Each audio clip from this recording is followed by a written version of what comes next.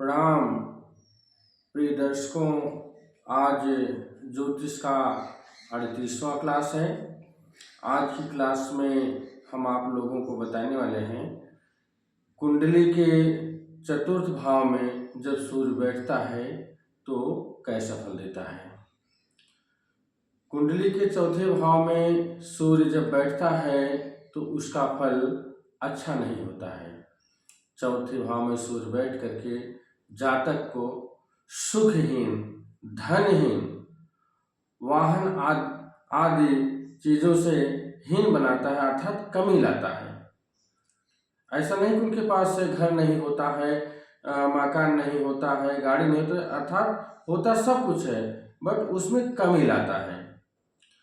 और जो शरीर है, शरीर में भी नाना प्रकार का रोग पैदा करता है।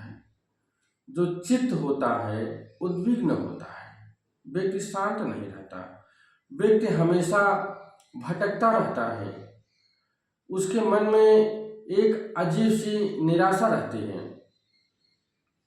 ये सारी चीज़ें जब सूर्य कुंडली के चौथे भाव में बैठता है तो देता है।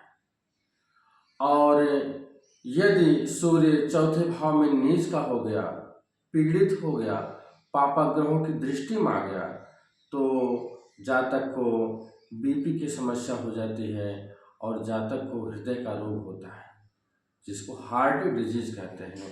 हार्ट अटैक वगैरह जो कुछ होता है वह कुंडली के चौथे भाव में जब सूर्य निर्बल होता है, पीड़ित होता है, पापाग्रहों के प्रभाव में होता है तो ऐसा जातक के साथ होता है।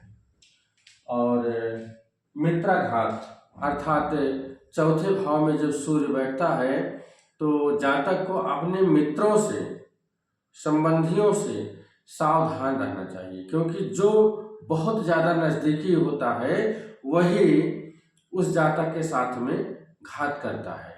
तो चौथे भाव में यदि सूर्य है तो इतनी सावधानी जातक को रखनी चाहिए। खान पान में विशेष ध्यान रखना चाहिए कि शरीर में खान पान की वजह से कोई रोग ना पैदा हो। तो आज के लिए इतना ही, अब मिलते हैं अगली क्लास में। हरि ओम।